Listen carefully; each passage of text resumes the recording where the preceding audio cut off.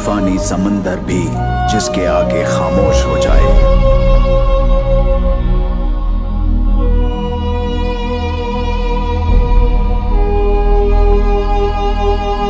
हर सरताज जिसके आगे सर झुकाए।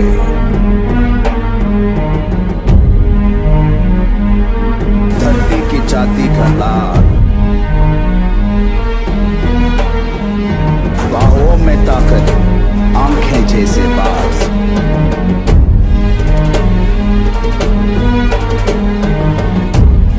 जंगल का दुलार,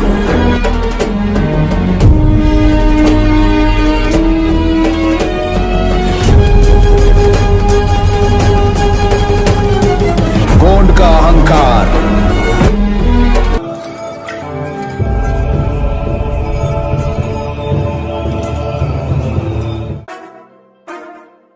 एक शोला है दहकती आग का, धार जैसी नंगी तलवार का।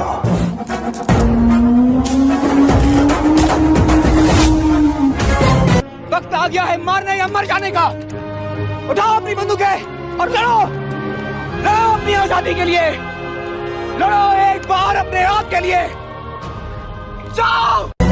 ट्रिपल आर फिल्म की खास बातें क्या हैं? स्वतंत्रता सेनानी अलोरी सीताराम राजू की कहानी क्या है और ये फिल्म बाहुबली का रिकॉर्ड क्यों तोड़ देगी? मैं आपका स्वागत करता हूं बॉलीवुड के फिल्मी गलियारे में। बाहुबली फिल्म एस राजामौली की ट्रिपल आर ये बड़े बजट में बनने वाली पीरियड ड्रामा फिल्म है। कहानी होगी आंध्र प्रदेश के दो क्रांतिकारियों की जिन्होंने अंग्रेजों के खिलाफ आजादी के लिए संघर्ष किया। स्वतंत्रता सेनानी अलोरी सीताराम राजू और कोमाराम भीम। ऐसे में अटकलें ये लगाई जा रही थी कि अजय भी कोई असली कैरेक्टर ही प्ले करेंगे। अब इस मामले पर कुछ रिपोर्ट्स आई है जिसमें ये कहा जा रहा है कि ट्रिपल आर में अजय सरदार भगत सिंह के रोल में दिखाई देंगे। यही वो किरदार होगा जो सीताराम राजू और कोमाराम को अंग्रेजी हुकूमत के खिलाफ खड़ा होने के लिए प्रेरित करेगा। इस फिल्म की कहानी तो रियल लोगों से प्रेरित, लेकिन कहने के तरीके में थोड़ा मिलावट रहेगी। खबरों की माने तो उन फ्रीडम फाइटर्स की कहानी बिल्कुल रियल न रखते हुए थोड़ा फिक्शन रखा जाएगा। सीताराम राजू का जन्म 4 जुलाई 1897 को विशाखापट्टनम जिले में पौंड्रिक गांव में हुआ। उनके पिता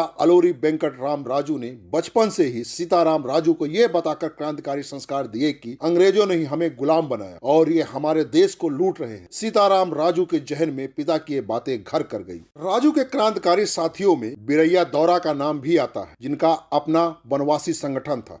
इस संगठन ने अंग्रेजों के खिलाफ युद्ध छेड़ रखा था। अंग्रेज बिरैया दौरा को फांसी पर लटका देते, लेकिन तब तक सीताराम राजू का संगठन बहुत बलशाली हो चुका। पुलिस राजू से थर-थर कांपती थी। वो ब्रिटिश सत्ता को खुलेआम चुनौती देता था। सीताराम राजू के संघर्ष और क्रांति की सफलता का एक कारण ये भी था कि वनवासी अपने नेता को धोखा देना, उनके साथ विश्वासघात करना नहीं जानते थे। कोई भी समान व्यक्ति मुखबिर या गद्दार नहीं बना। सीताराम राजू ने लोगों के मन से अंग्रेज शासन के डर को निकाल फेंका और उन्हें असहयोग आंदोलन में भाग लेने के लिए प्रेरित किया। कुछ समय के बाद सीताराम राजू ने गांधी जी के विचारों को त्याग दिया और सैन्य संगठन की स्थापना की। उन्होंने संपूर्ण रंपा क्षेत्र को क्रांतिकारी आंदोलन का केंद्र बना लिया। मालाबार को पर्वतीय क्षेत्र छापामार युद्ध के लिए अनुकूल था। इसके अलावा क्षेत्रीय लोगों का पूरा सहयोग भी उन्हें मिल रहा था। आंदोलन के लिए प्राण तक न्यौछावर करने वाले लोग उनके साथ। इसीलिए आंदोलन को गति देने के लिए गुदेम में गांव मल्लू डोरे और गांव गौतम डेरे बंधुओं को लेफ्टिनेंट बनाया। आंदोलन को और तेज करने के लिए उन्हें आधुनिक शस्त्र की आवश्यकता थी। ब्रिटिश सैनिकों के सामने धनुष बाण लेकर अधिक देर तक टिके रहना आसान नहीं था। इस बात को सीताराम राजू भली भांति समझते थे। यही कारण था कि उन्होंने डाका डालना शुरू किया। इससे मिलने वाले धन से शस्त्रों को खरीद फरोख्त करने लगे और उन्होंने पुलिस स्टेशनों पर हमला करना शुरू किया। 22 अगस्त 1922 को उन्होंने पहला हमला चिंतापल्ली में किया। अपने 300 सैनिकों के साथ शस्त्रों को लूटा। दोस्तों, आज के लिए बस इतना ही। अगर आपको इनकी कहानी को और डिटेल में जानना है तो मैं आपको पूरी तरह से बताऊंगा। इस फिल्म की लोकप्रियता को देखते हुए कहा जा रहा है कि ये फिल्म बाहुबली का रिकॉर्ड आराम से तोड़ देगी।